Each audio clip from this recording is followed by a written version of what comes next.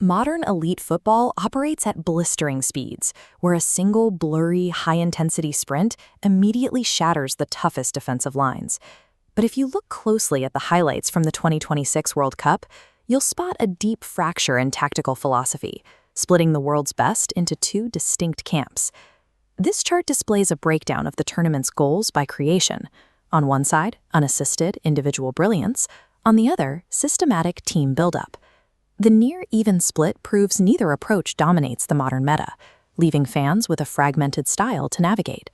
For anyone trying to actually understand the tournament, scrolling through a timeline of isolated, flashy goal clips doesn't help. It obscures the underlying mechanics of how these teams are actually winning. We are going to weigh the superstar carry against the relentless collective to define their trade-offs and calculate exactly what kind of entertainment return you get for your viewing time. Grasping these frameworks is the only reliable way for a time-poor fan to cut through the noise and decide which matches actually deserve their attention. The superstar carry system makes a deliberate, high-risk trade. It willingly sacrifices overall defensive shape to give a singular, transcendent talent absolute positional freedom. As a result, you get moments of absolute beauty. It generates massive, high-impact goals out of thin air, requiring almost zero sustained possession to execute. Players like Kylian Mbappé thrive here. Given total freedom from defensive duties, he becomes an ever-present, simply irrepressible threat, capable of instantaneous offensive magic. This comparison table maps out the exact mechanical differences between systems. Under the superstar archetype, inputs and outcomes index heavily on individual brilliance. But notice the trade-off column. Without that superstar tracking back, the squad becomes highly vulnerable during fast defensive transitions. To make this work, the remaining 10 players must be highly engineered to absorb that incoming pressure, physically compensating for their star's complete lack of defensive work rate.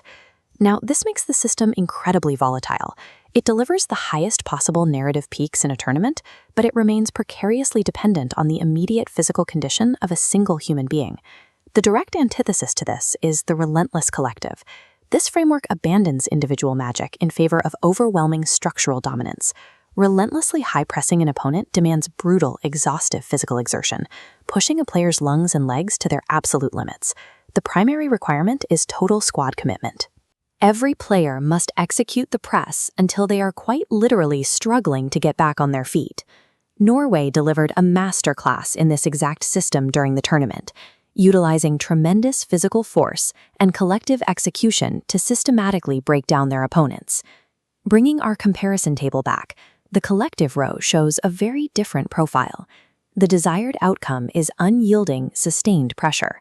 However, looking at the trade-off, this approach causes a terminal late-game stamina drain, stripping the team's ability to shift into an energy-efficient pace.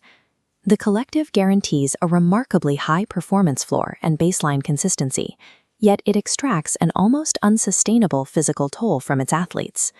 We also have to account for the clutch factor, the mechanical reason trailing teams find equalizers in the dying minutes of a match. Jude Bellingham's dramatic equalizer is the quintessential cometh-the-hour moment, sitting right at the intersection of desperation and individual brilliance. But the input for these moments is highly tactical. In the final 10 minutes, trailing teams purposefully abandon their defensive shape to flood the offensive third with extra men. By artificially increasing offensive density, they mathematically raise the probability of box chaos. This persistent pressure forces exhaustive defenses into making fatal errors that create open looks. This is a tactic called structural abandonment. The manager makes a deliberate choice to expose their own defense to terminal counterattacks purely to maximize pressure up front. Late-game magic is the calculated result of a team accepting catastrophic defensive risks to force an offensive breakthrough. The 2026 meta proves there is no single perfect system in modern football. Magic is highly volatile, and muscle is easily exhausted. This quadrant chart helps decide where to invest your viewing time, mapping entertainment on the x-axis against tactical reliability on the y-axis. Superstar squads like Argentina, France, and England plot into the high entertainment quadrant, offering explosive moments but volatile reliability. If you are a time-poor fan whose primary goal is experiencing narrative drama and highlight reel magic, These are the exact rosters you should watch. The caveat is patience. You must be willing to sit through periods of disjointed, flat play just to witness those brief flashes of individual brilliance. Bringing the chart back, we can map the relentless collectives, teams like Norway and Lopez Cabral's squad, straight into the high tactical reliability quadrant. If you are a tactical optimizer who values structural dominance and studying a team's physical limits, these matches are your mandatory watches. Your trade-off is straightforward. You won't get as many flashy, unassisted goals, but you will witness a masterclass in sheer execution. By understanding the strategic meta driving the highlights, you can stop watching football passively and start investing your time exactly where it yields the highest return.